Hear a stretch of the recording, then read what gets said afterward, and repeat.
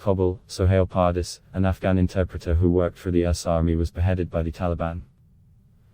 Pardis was one of the thousands of Afghan interpreters who worked for the US military and now face persecution by the Taliban, as the group gains control of parts of the country, reported CNN. He was driving from his home in Afghanistan's capital Kabul to nearby Khost province on May 12 for Eid when his vehicle was blocked at a checkpoint by the Taliban.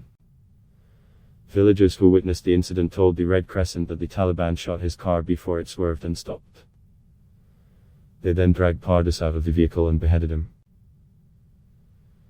Just days before, Pardis had confided to his friend that he was receiving death threats from the Taliban, who had discovered he had worked as a translator for the United States Army for 16 months during the 20-year-long conflict. They were telling him, "You are a spy for the Americans, you are the eyes of the Americans and you are infidel, and we will kill you and your family," his friend and co-worker Abdul Haq Ayubi told CNN.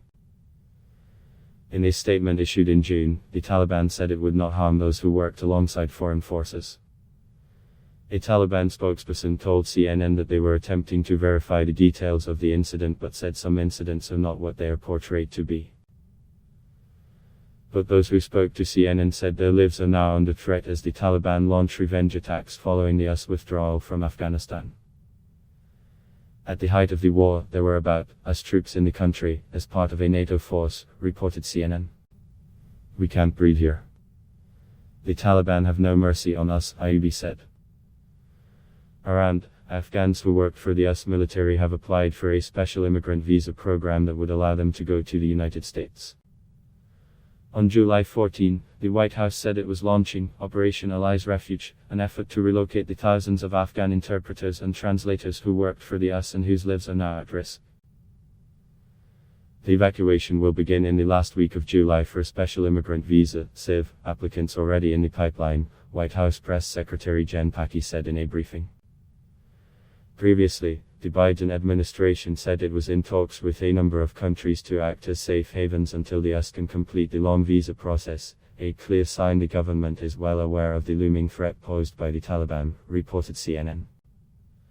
Pentagon spokesperson John Kirby said on Wednesday that the Defense Department is considering options where Afghan nationals and their families could potentially go. "We are still examining possibilities for overseas locations to include some departmental installations that would be capable of supporting planned relocation efforts with appropriate temporary residences and supporting infrastructure," Kirby said. Meanwhile, the Biden administration on Monday said it would evacuate Afghan visa seekers along with their families who worked for America during the war against the Taliban and would house them in a military base in Virginia till their visas get cleared. Adblock test. Why?